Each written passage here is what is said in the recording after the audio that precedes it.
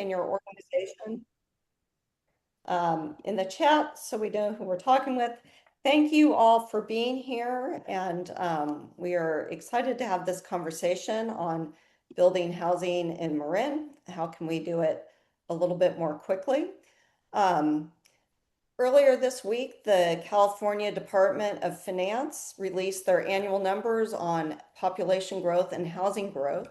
And if you can see this little hard to read chart in the back of my Zoom, you will see once again, Marin County is the lowest for housing growth and also has experienced housing loss again. We're down to 250,000 people now. And this stat of us having the lowest production has been in place for quite a long time. And there are many challenges to building in Marin. I think we've all heard them and we're familiar. Costs are high and the topography is challenging. We have a lot of preserved land, but we also think we can be better than last and that there are things that we can do to try and move the needle. And so I'm really excited about the panel that we have here today. I'm going to introduce them, but they have a variety of perspectives and different backgrounds, and I think it will be a very interesting conversation on what can we control, what are the tools that we have available to us to help housing production happen a little bit faster here in Marin County.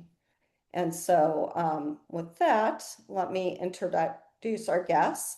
We have Matt Hurd, who is the Interim Director of Community Development with the City of Sacramento.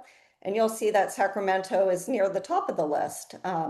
His team is working on a number of initiatives, including Streamline Sacramento to simplify and speed up the building permit process, and the Small Developer Incubator to help build missing middle housing, such as duplexes and fourplexes. In 2022, Sacramento became the first jurisdiction to be awarded the state's pro-housing designation.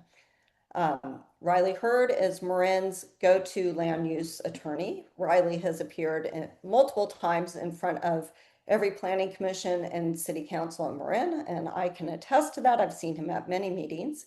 He has been part of some of the county's most noteworthy development projects, ranging from including the largest multifamily residential development.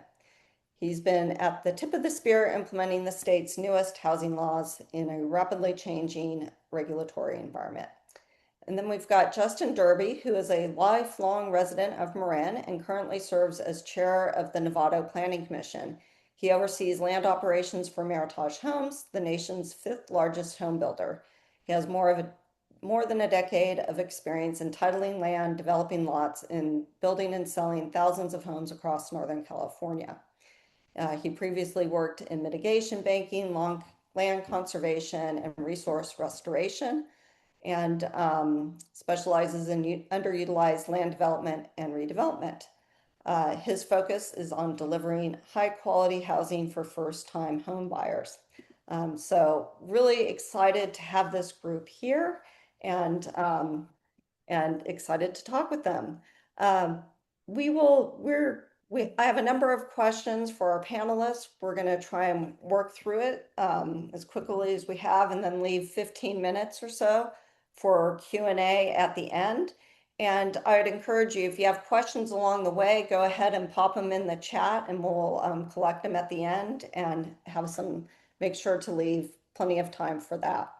But thank you so much to our panelists for being here. Really excited to talk with you. And I'm just going to jump in with our first question. And the first question I'd like to ask is, why does this matter? What are the real world consequences when it takes 4, 7, or 10 years to get housing from concept to occupancy? And Justin, maybe you want to kick us off with this. Thanks, Jenny. So from the developer's perspective, time is not your friend. You're making business decisions, investment decisions today, and you want to see a lot of those things come through to fruition as soon as possible. Otherwise, a lot of your investment theses might change, right? And that starts at just the land. Usually when someone's tying up land, a lot of times they're calling Riley, and Riley's helping them through the process. But when you're trying to get your tentative map and your early entitlements, You usually have a land seller, and that land seller never wants to just give you the land outright. It's very rare someone comes in and buys the land. Usually they'll tie the land up, basically put it in escrow for several years while they're seeking entitlements. That's very, very typical of the vast majority of development projects. As time moves on, a lot of those landowners want more and more money. They get angry. They switch developers. It's a whole thing. So that's really important. Politics, they shift, right? One day I would argue there's a number of cities in Marin that are very pro housing right now. If I tied something up today, I would be very nervous that by the time I'm coming forward to council, maybe 2, 3 years from now, that I might have more of let's just call it an anti-growth or populist council, and maybe even a couple of staff members that see it that way as well. So things can shift on you, and again, you lose some of that certainty. The market's also shifting. A lot of times we come in, we design a project, let's just say with really small homes, because that makes sense to us now. I think we're seeing this with a lot of the apartment buildings. You're coming in designing what we think we need today, and as time moves on, market changes, let's just say the interest rates go up, all these things change. By the time you get to when you could take it to market, nobody wants those small homes, right? There's a whole bunch of larger homes available, and vice versa. Sometimes I've designed really large homes and come forward, and by the time we get there, I'm kicking myself going, I really wish I did a bunch of duplexes here, right? And again, so if the longer it takes to get there, it's a big problem. So what cities can offer is a little bit more certainty if they can speed that process up. Also, one thing to note, as long as I've been in this business, maybe in 2009, maybe we saw it, but outside of that, I've never seen fees or site development costs or construction costs with vertical. I've never seen them go down. They're always going up. And unfortunately, especially recently, we're not always seeing home prices go up. By the way, I do want to make one thing clear. I don't build apartments. I think maybe Riley's working with a lot more apartments than I am. I think Matt is as well. But my specialty, again, is single family housing. So a lot of things I'm going to speak about, I don't want you to think that covers every type of housing. But I will say right now, single family housing is kind of the way to go. Anyhow, that's what I'll leave it at. All right. Riley, do you have anything to add to what Justin said? My client summarized everything Justin just said in a single sentence. Time kills all deals. Plain and simple. It's for everything he just said and more. And time equals more expensive housing for everyone. It's more payments, it's more carrying costs, it's getting that new investor, and then you've got your black swan events that happen. People didn't know the Strait of Hormuz was going to be closed when they decided to think about doing an $80 million apartment building in Marin. They didn't know about COVID. They didn't know about the interest rate changes. Time kills all deals, plain and simple. And unless and until that urgency translates to the other side of the table, things will just continue to cost more. Thanks. And Matt, do you have Sure. Real brief from a municipality's perspective. Well, hi, everybody. Thank you for your time. And thanks for letting me from Sacramento Zoom in here and speak with all of you, and recognizing that, what's happening in Sacramento is very different. What's happening in Marin, very different places. But there are some things that we can learn from each other. So, yeah, I would just say, as Justin and Riley pointed out, development is inherently very risky, right? But what I have found, that investors and developers and folks that want to build housing are going to gravitate to places with less risk and more certainty. So, I mean, I think you ultimately earn a reputation out there in the marketplace for either being pro housing or housing resistant, right? And so, if you get that reputation of being some place where developers and investors can go build housing, you're going to see it's going to pay dividends, and more folks are going to come your way and get more housing in the end. All right. Thanks.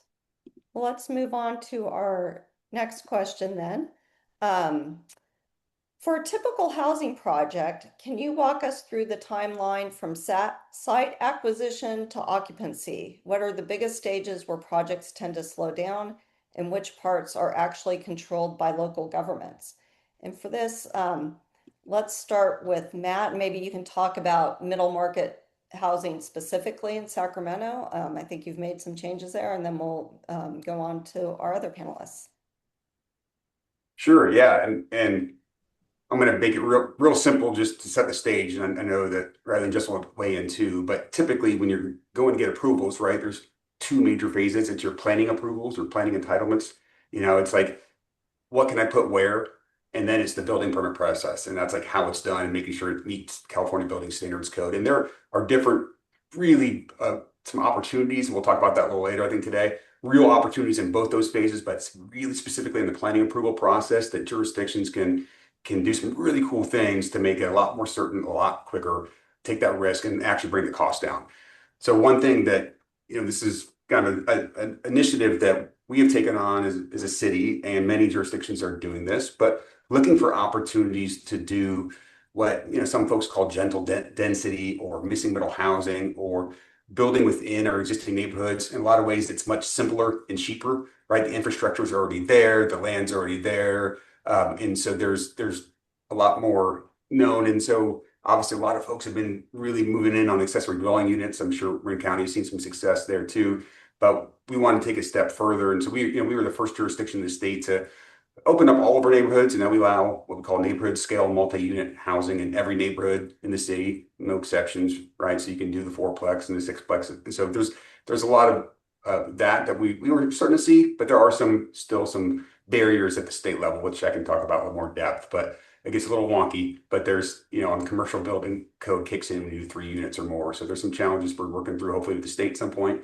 But yeah, happy to speak more to that, but I'll pass the mic.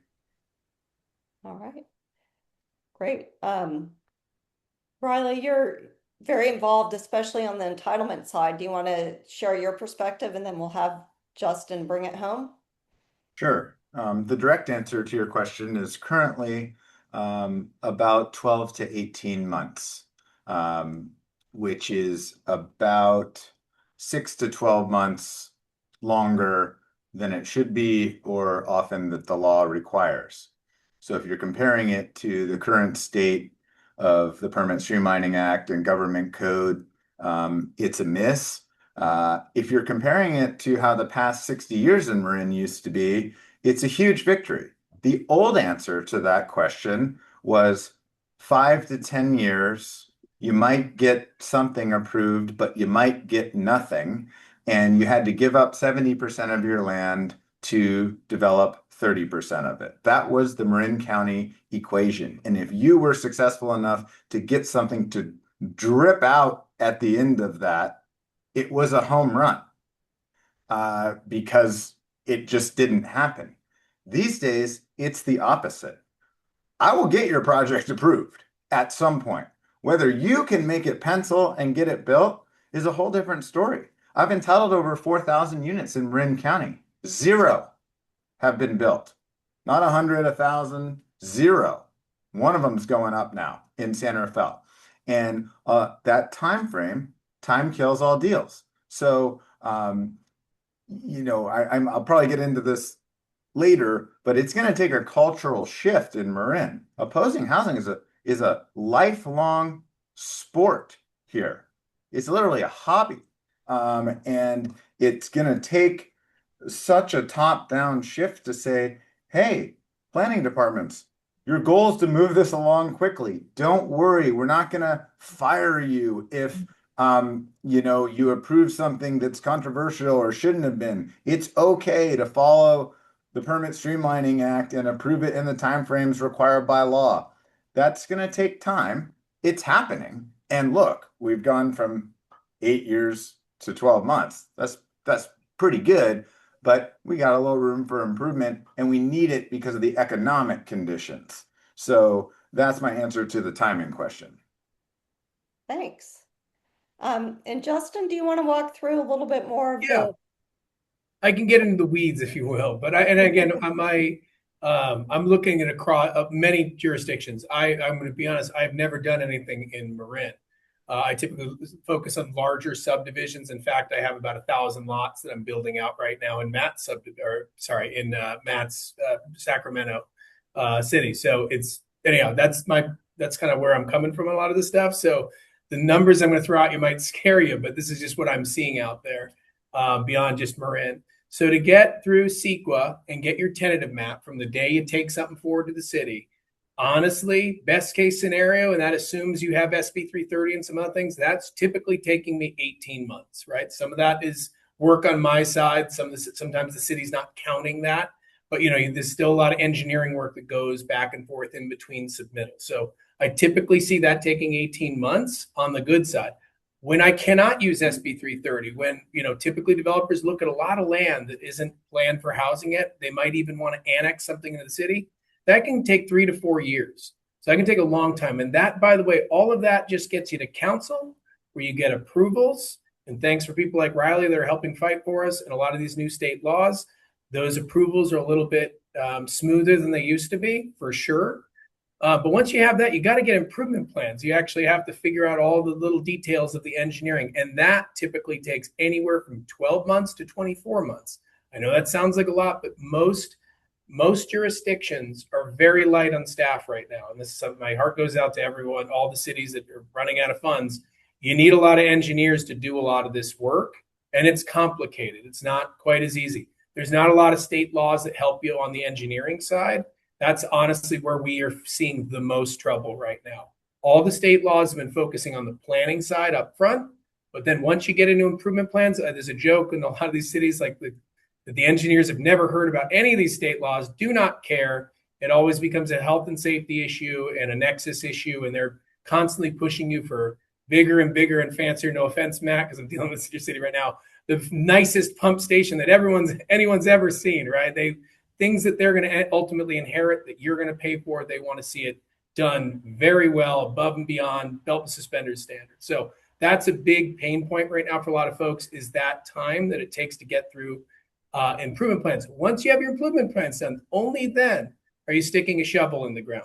And most people forget there is a rainy season in California, and you can't typically build during that time, right? At least doing the site development, you can't open up the earth during that time. So ideally you're starting in May and you're ending before Halloween. And so people are racing to get through all the way from moving dirt to getting paving. So you don't have that much time. And it's typically taking either a perfect season or at least a year to 18 months just to get your first home started. So right now I'm already talking about maybe 3 to 4 years from inception to getting a house started. And that doesn't, and then there's of course getting occupancy, which I think Matt was alluding to. And there's all these other folks, inspectors all along the way that, again, cities can hold you up for just about anything. And that's a real challenge. And I'll get into what I think you can do to solve that. But again, an inspector can just say, yeah, I don't like this piping, or I don't like this, redo it, start over. We're all dealing with that on every project. So just to get, and again, you need those building permits to start homes, and then you need an occupancy permit. So we'll usually sell a home, and then the cities can hold a gun to our head and say, yeah, we're not going to let you give you an occupancy permit until you do this offsite thing. So we're battling all the way through. Anyhow, that's just a little, I think I got in a little bit too much detail there, but I just wanted to share with you. Those are some of the things that are dragging out the timing and dragging out the cost, all those things. Right. Thank you. And then can we talk a little bit about what might work a little differently in Marin than elsewhere? And Justin, I know you said you haven't built in Marin, but you are a planning commissioner in Marin and you have built elsewhere. What are the specific factors that make it harder here? Is it number of hearings, lawsuits, staff capacity? All those things. Yeah. I'll jump through it. Big one is just staff size and experience. I mean, again, I feel for them a lot of times, and even our own city, Steve Marshall is, there's 20 projects on his plate. Everyone's got all these new laws. They don't know about them. They're learning. There's this learning curve for every one of these cities where they've never maybe done an SB 330 or one of a bunch of other ones that I know Riley's pushing right now, right? There's all these new laws. They get uncomfortable. The big one is, again, not just the staff size and experience, it's also the leadership of the staff, right? And protection of that staff. One thing I get worried about when I go to Marin and I see it in Novato is staff's fear of retribution from the council and from just the outspoken neighbors, the outspoken, just residents in the community. They're going to come forward, scream and yell, say that staff's inept, want to sue, bring in lawyers. It becomes a whole conundrum. So what those staff people do is they are very careful and thoughtful and belt and suspenders everything. And it drags out the process. It makes things more expensive and it kills all certainty, right? The other thing I think I see Marin doing, all of Marin doing, is this, and so this is going to be me on my soapbox a little bit. These design review commissions, they make no sense in the new world, right? Just so everyone knows, you put together this design review commission, these projects come forward before they even go to planning commission, and they've hired architects. They've spent $1 million on their architect on some of our larger projects. They spent a lot of money on them. And we bring them forward in an assorted group of architects. Maybe some of them are really skilled. They've looked at this packet. Maybe they've looked at it for a week, maybe usually just 20 minutes before the hearing. And they're just picking it apart. They're just picking it apart. And then they say they want the most fancy, ridiculous houses. That's not how housing gets built. That's how it gets more expensive. And that's how it just doesn't get built at all. So those are my kind of hits on what I think Marin could. So in other words, get rid of the design review commissions. I know it's a controversial take, but I feel very strongly about that one. All right. Riley, what have you observed that may be different between Marin and other jurisdictions? For 60 years, Marin has approved and processed single-family homes, one at a time. That's the bread and butter. And that's what I did. I've born and raised here, been a land use attorney here my entire career. I built mansions one at a time for clients. And only when the state stepped in was it even a possibility to switch to the product types that we're seeing now. So I had to learn that. All these departments are having to learn that. And we also have that cultural shift that needs to occur. And I agree about this kind of living in fear concept. Marin also has very high net worth individuals that live near these developments. It only takes one person to sue for the investors to say, I'm out, call me when that's done, and all of those things. So, we have a different clientele on the ground here that can oppose these projects. So that's the lawsuit side of things. And I know we're going to talk about, opportunities here for change. And I think there are some. So I look forward to talking about that. But I also agree with Justin. They need more staff too. You can't tell one guy or gal to process 4 gigantic apartment buildings at once. And what that leads to, by the way, is outsourcing. So now we've got a contract planner. The bills go to the city.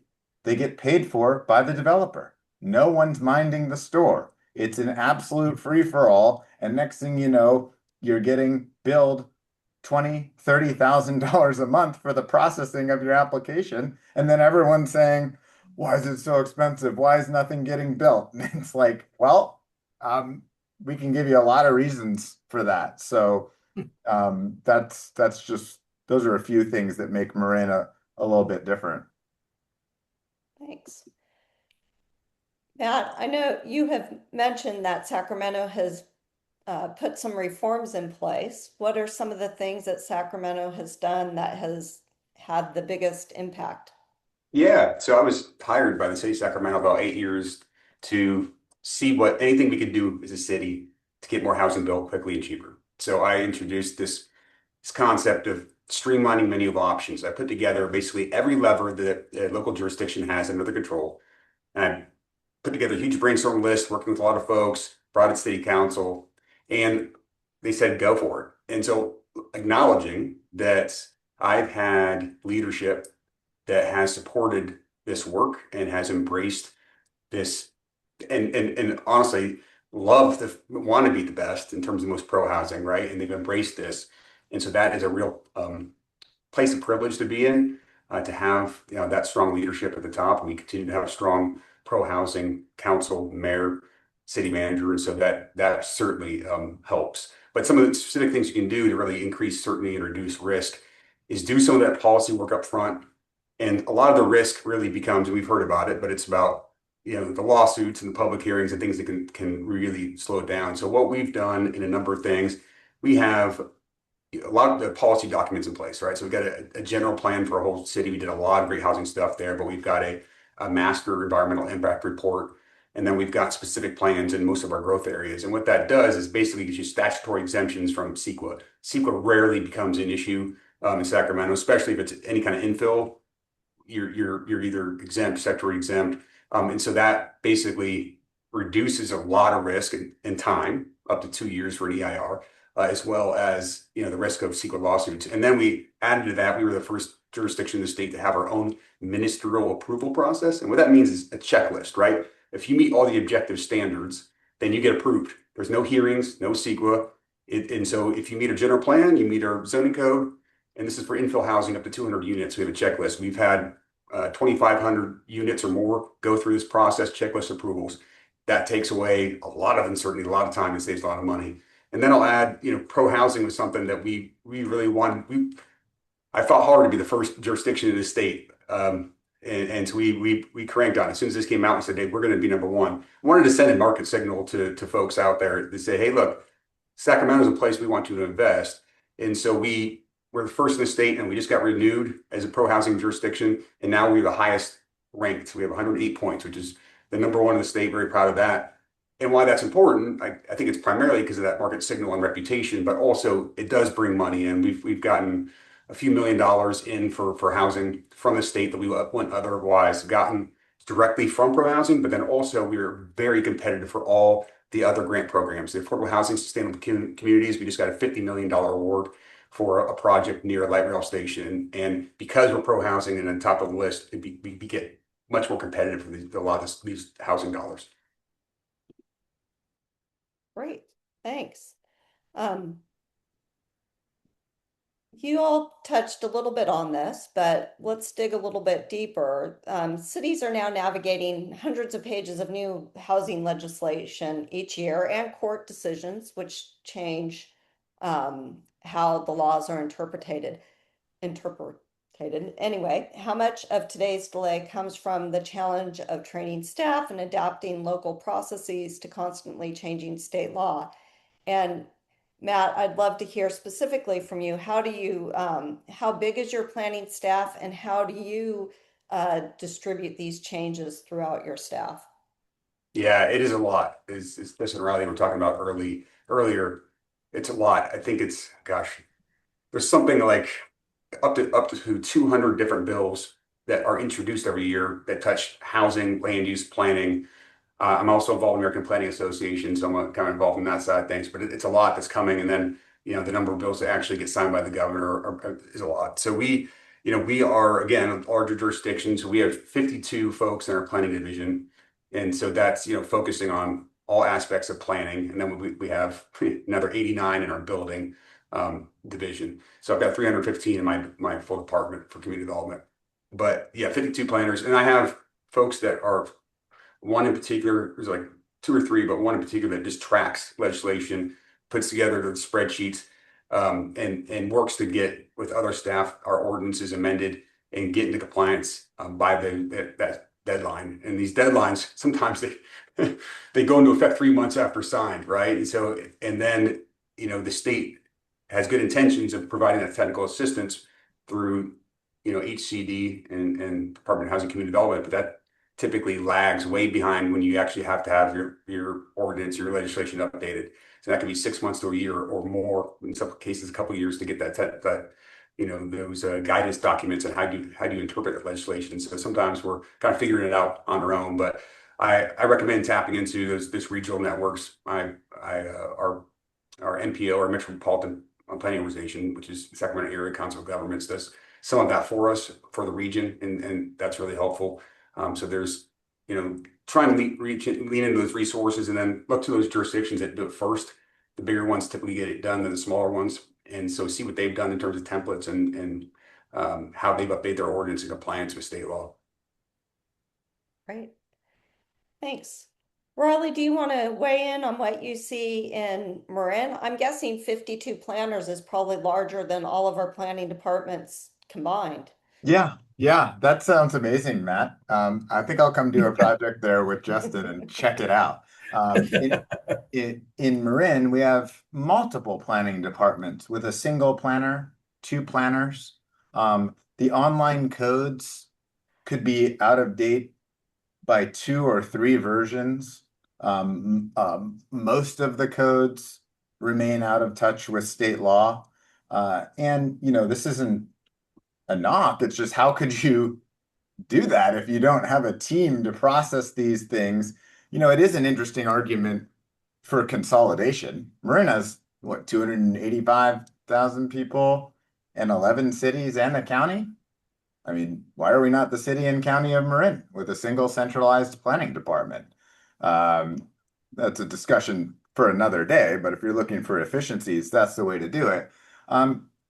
So yeah, I'm writing a letter a week to a city that says, hey, by the way, here's this law. You don't have any of the required stuff. You missed all the time frames in it. But we're repeat players, right? So it's not like I'm going in immediately and saying we're going to sue you under the Housing Accountability Act, even though we could. We're trying to work it through with them. And my idea, and I've talked about it with some staff, is instead of, take an issue with the new laws, lean into them. Sorry, everyone. This was required to be approved within 30 days. I had to do it. I can only use these standards. So thank you for your comments. But it's actually a tool that you can use in discussion with the people that apparently caused the fear. Is you just say, Gavin made me do it. State laws do provide a lot of cover, and I Right. think it's been really it's helpful for our elected officials. It's helpful for staff because if you have to be in compliance with state law, and obviously there's an enforcement arm now that can come after you. So it is helpful. I agree with you, Riley. I mean, lean into that, use that. I know it can be a little annoying. Everyone loves local control, but lean into it. It can be helpful. Well, I have one thing to add, and this is something I've added to my diligence memorandums now that I never ever thought I would be writing. And it is a closing paragraph based on personal real world experience with certain planning departments. And I said, by the way, everything I just told you are all the laws about how your project's required to be processed and why it's required to be approved.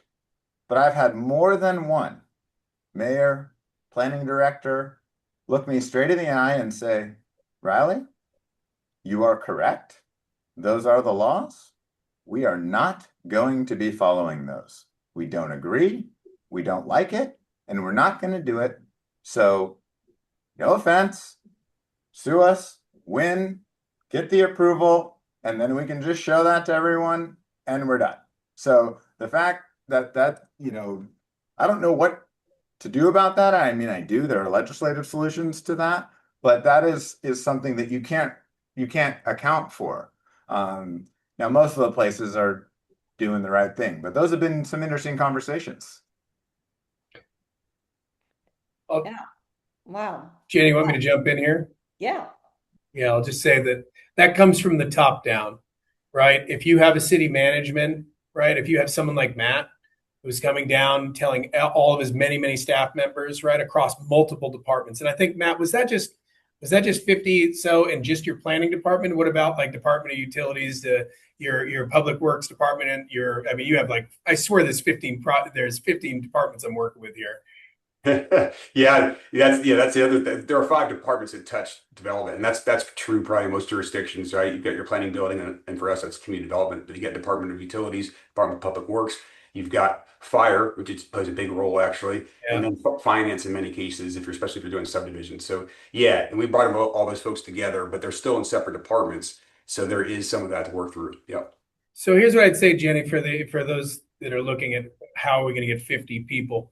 I think less than the quantity of people. I think it's really about the quality and the agency you give those people. For example, You can have, I've worked in some jurisdictions where there's plenty of planners, but they're all new and they're afraid to make a decision and they don't know who to ask. And you're in this limbo because they're scared to make any decisions, right?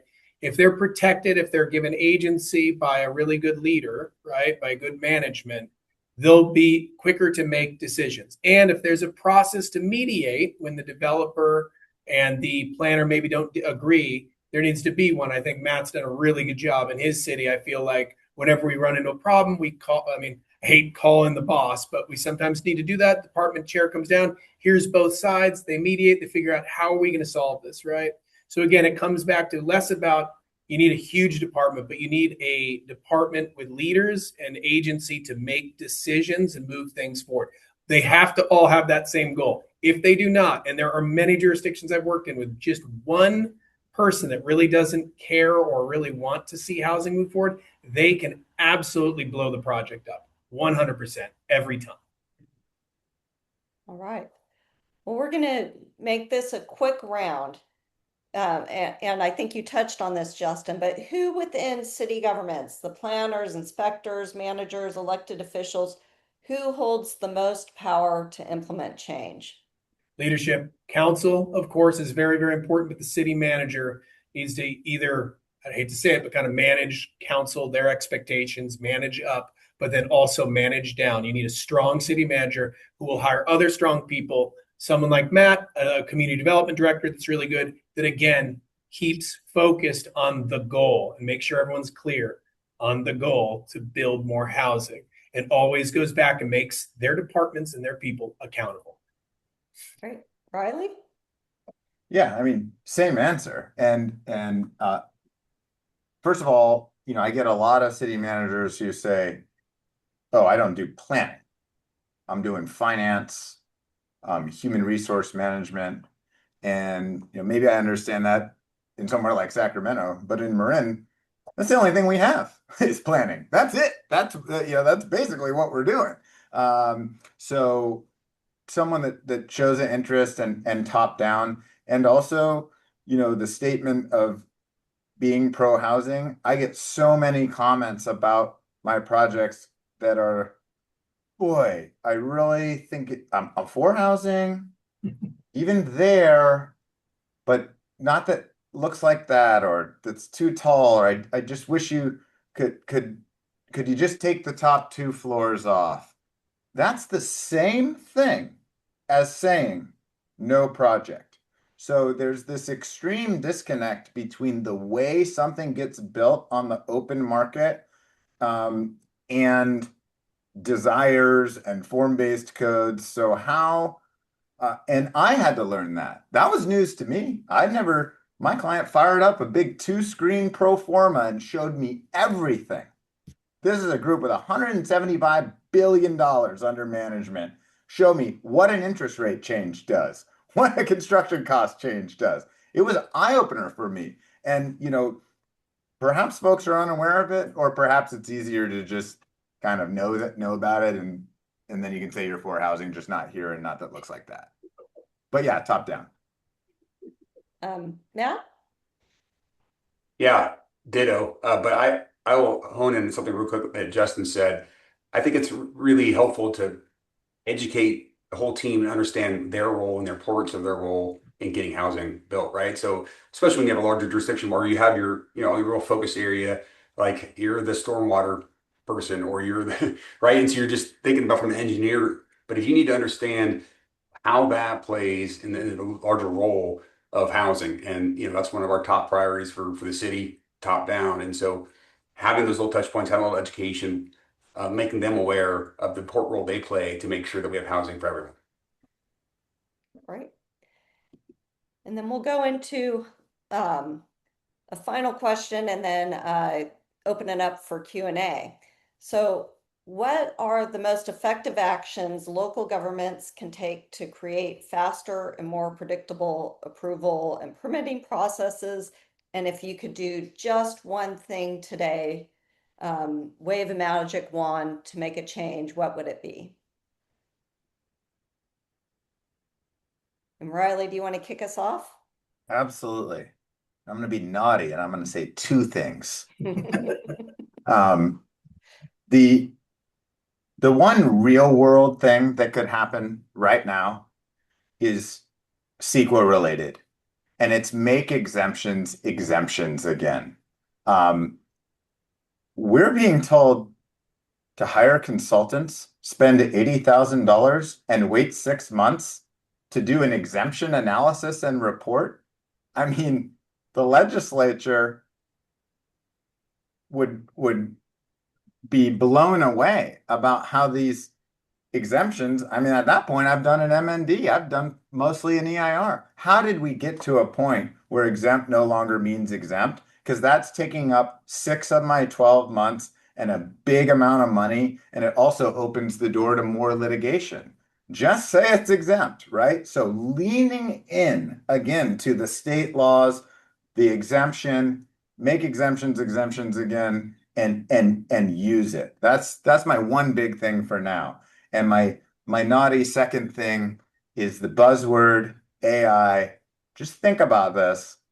You can only use objective standards to review a multifamily housing project.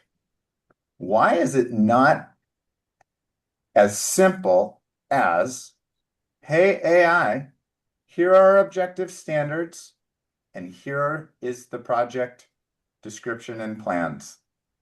Does it comply or not? Spit it out. It's Matt's checklist with no humans. And if the answer is we can't get it to work that way, then guess what? Something's not objective. All right. Thanks. Justin, you want to? It's a tough one to follow. Those are good ones. Thanks. Honestly, I think Matt stated it earlier, but I think it does go. I think every city needs to think about.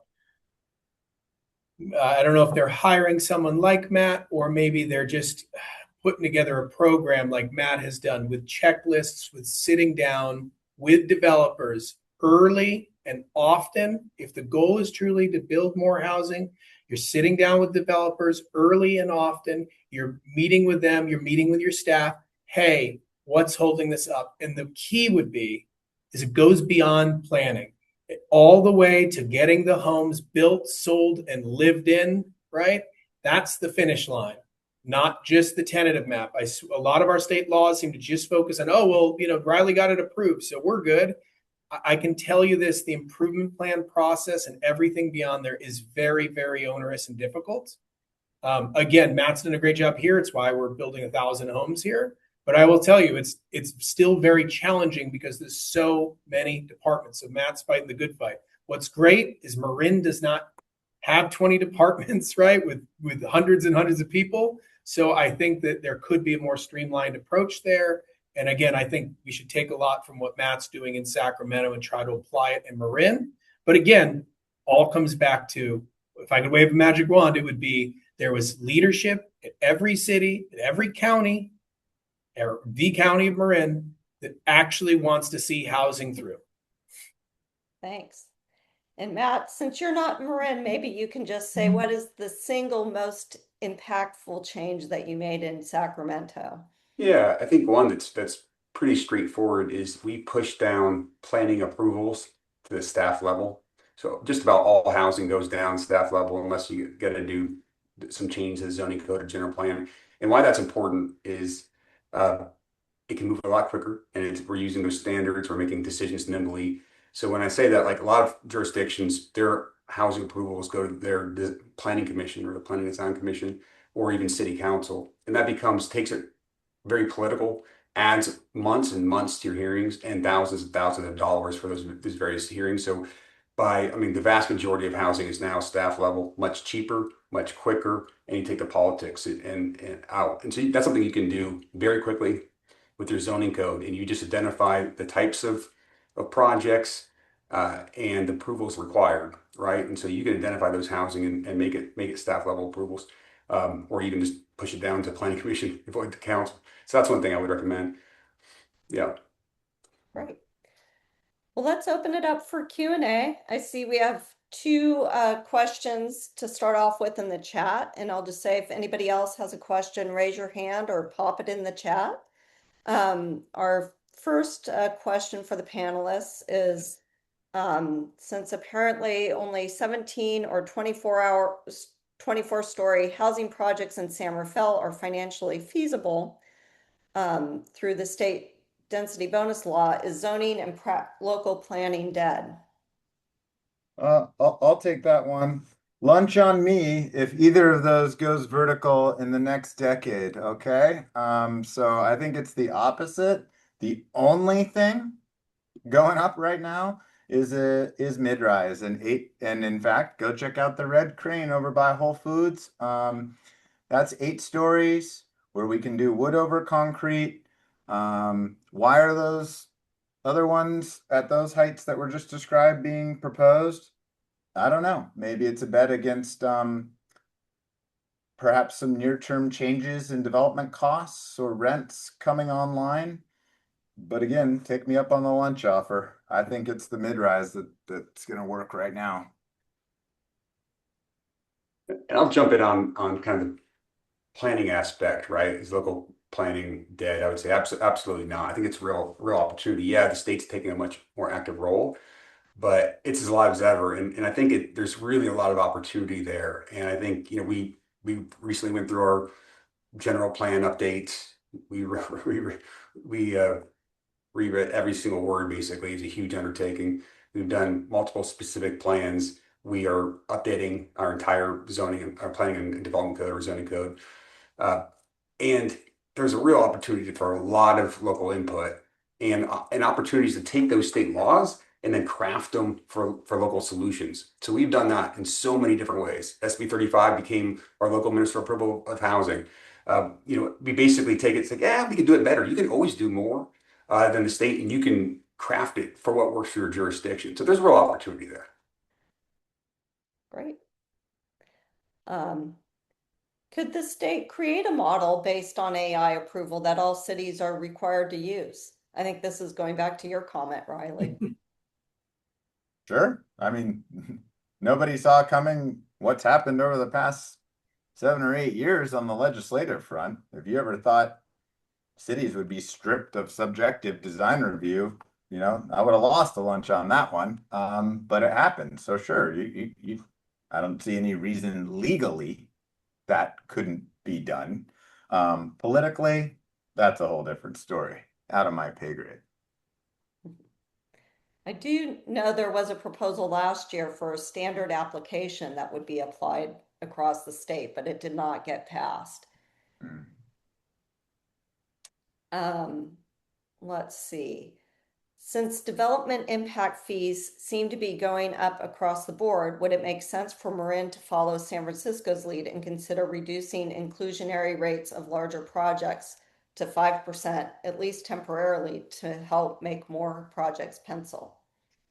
Ooh, you got to ask Justin about that one. Yeah. Yes, I always like to talk about what pencils and what doesn't. That's my favorite thing to do.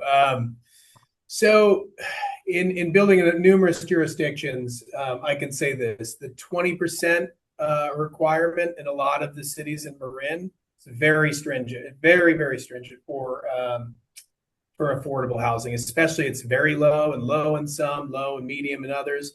I can say from a housing development standpoint, you're typically looking at a lot. Let's say we're just looking at townhomes, for example. Townhomes are probably the best path to getting something built in a lot of Marin right now. You can get about 20 to the acre. People like living in them. They still sell for a good price. They typically always pencil. Just think though, if you're giving away 20% of those, right, you don't have a huge lot because there's not that many huge parcels in Marin, right? If you don't have a huge lot, you're giving away a lot of housing. And I know the goal is affordable housing, but there's other ways to accomplish it. Many cities that I've worked in, and again, I have not worked in San Francisco, but I can say this: most cities don't have an affordable requirement, but they may have an affordable fee that you can satisfy by either creating some affordable housing or paying the fee. Right now, I feel like a lot of the cities in Marin, their fees are not astronomical. I mean, Livermore and some of these other ones, it's like, or Dublin, some of the places in the East Bay, $120,000. However, their affordable requirements are nil. So you need to kind of choose. It's a cost no matter what. You're either giving away housing, which is very expensive. And more importantly, by the way, you're not giving it away. You're trying to sell it, and you're trying to sell it to someone who qualifies. It's very difficult to do. And in the end, I truly believe giving money to an Eden Housing or a Bridge or one of those groups who can do a controlled rental project, right? I think they can service a lot more families in need than me building one, 5 more of my bigger homes. And just, honestly, it's a lottery for who gets them. And it never feels like the people who are in there are the neediest. But anyhow, that's just an anecdotal thing. So anyway, that's my opinion. I do think we should look at, if you do want to attract incentivize development, I do think you should look at reducing that, especially on affordable by design projects like townhomes, apartments, etc. Well, there's a policy question in here too, and it's simply, should market rate developers be tasked with solving the affordable housing crisis? And my anecdote is, employers in the United States have been tasked with providing healthcare. Is that the correct solution, or should those two things be disconnected and we rely on the trickle-down effects and the like of creating market rate housing, and the responsibility for the low income goes to someone else? I'm not saying that I have an answer. It's just a policy question. The other thing I'll say about fees, which is what the question mentioned, is because we only did one single family home at a time, our fees are 30, 40 years old. So what's happening?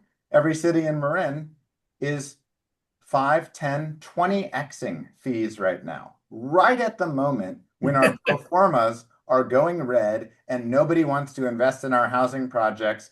My $6,000 connection fee per unit for sewer in Southern Marin went to $26,000 in one increase. Immediate project death. So, I don't know what to say. Be thoughtful. Agreed, Riley. Yeah. They need to be thoughtful. When you raise them, it matters. If you want housing, don't just raise them right now. Wait till the market comes back. Well, the conspiracy theory answer is they've found the last bastion of how to stop housing. I approved it, did it on time, CEQA exempt, we zoned for it. But, oh yeah, you owe us an $8 million fee to connect to the sewer and a $12 million fee for roads. And it's just like, oh, we're out of here. Matt, what do you think? Because I feel like your fees and your affordable program are pretty great up here. Yeah, we have basically a housing impact fee, so we don't have an on-site inclusionary requirement, and we actually incentivize certain types of development. So if you are building an affordable product, you don't obviously pay it, but also if you're building high density, you don't pay it at all. So how we had defined that is 20 units per acre for single unit development, single family product, 40 units per acre for multi. It's not hard to meet. So effectively, anyone in our central city or commercial corridors aren't paying it. And so it's a way to incentivize the type of development we want to see.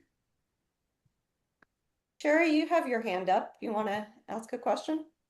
I'm grateful for the conversation. I'm the executive director of a small foundation that's been doing funding, especially on pre-development and things, for quite a few years on a lot of the affordable housing projects in Marin. So I've seen a lot of them, especially from the affordable housing developers. And I appreciate Riley's point about what's happening with the fees. It's hard to avoid almost a conspiracy theory about them being a death knell for so many of the projects I see that want to come across. I had 2 questions. One is, they're a little more abstract. One is, the other thing I see almost every entity doing kind of contorted backflips is trying to avoid prevailing wage, which is the other killer of the projects. And what can be done about that? I mean, I understand it sounds like the right thing to be supporting union wages, but when you get into all of the true requirements and the true expenses of the bureaucracy behind it and the recording and everything necessary for it, everything that I'm seeing is up to like a third more on the cost of things, which is also making things unbuildable.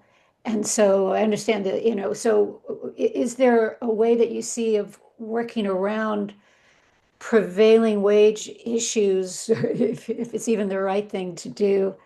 And the other thing is just, even with my own board, even with the people who care the most about getting all of these things built with all the good intention, everybody who lives here is dealing with the traffic, is dealing with the other infrastructure issues. And it's even with very intelligent people who are well-intentioned, it's very hard to pull these things out in isolation and say, this is housing, we have to have this. Everything else that you're concerned about is negligible and needs to be sacrificed. It's easy to say, well, it's workforce housing, it'll decrease traffic on the roads. It's not real. It's not real in Mill Valley. It's not real getting out to San Anselmo. It's not real, going up to Novato or anywhere else. So I'm actually asking for help in how do I address those concerns, which I hear all the time from people who otherwise I think would be very supportive. I'd like to address the traffic one because that's the one that when I'm forward facing at public hearings and like hear the most, and maybe the others have ideas on the union labor issue. But San Rafael, I was born and raised here. I lived here. It's just a fact. The traffic right now is unbearable. It's terrible. Whether you want to blame it on the train, post-COVID patterns, schools, at rush hour, it's awful. But guess what? We haven't built one unit. So the problem is already there. It was not caused by any of the towers that have been proposed because we haven't built anything in 60 years. So my response to those folks is we failed somehow and we have a problem that we need to fix, but it already exists. It wasn't caused by the housing. Should we just not build any housing because we didn't keep up with the problem that exists now? I don't think that that's an appropriate answer to the problem. So we can make arguments about local workforce and traffic reductions, and frankly, nobody's buying that. And to me, the answer is we can't throw the baby out with the bathwater because we have a problem now. And look, that problem exists. Nothing to do with housing. It's many other things. It's the best I've got. Yeah. Projects include traffic studies. I rely on people that have PhDs, they're engineers that focus on traffic. And you have to put that forward as part of CEQA. You put that forward. I'm sorry, that should just sit there. Yes, everyone from the public's going to come forward and complain and just give their little narratives. I always go back to it's why CEQA exists, to have experts weigh in on the actual impacts that the project will create. So nothing to report on anybody looking at a bigger overview or bigger ecosystem or how this fits in or anything else. It's just, you tell people just to suck it up. Well, I mean, we're fractured into 11 jurisdictions. We have the Transportation Authority of Marin. We do have some regionalized transportation planning, but at the end of the day, we're 11 cities and 1 counties with independent RENA assignments, all trying to hit our numbers. And guess what? They're putting it on the border of that city, and that city's putting on the border of that city. It's not a cohesive approach. Yeah, no, ain't that the truth? What about prevailing wage? Is there a way to think through that? Yeah, I do not, none of my projects proceed with SB 35. No project pencils in Marin because we're not a prevailing wage town. It doesn't happen. Although someone wrote in the comments, what do you think about prefab units?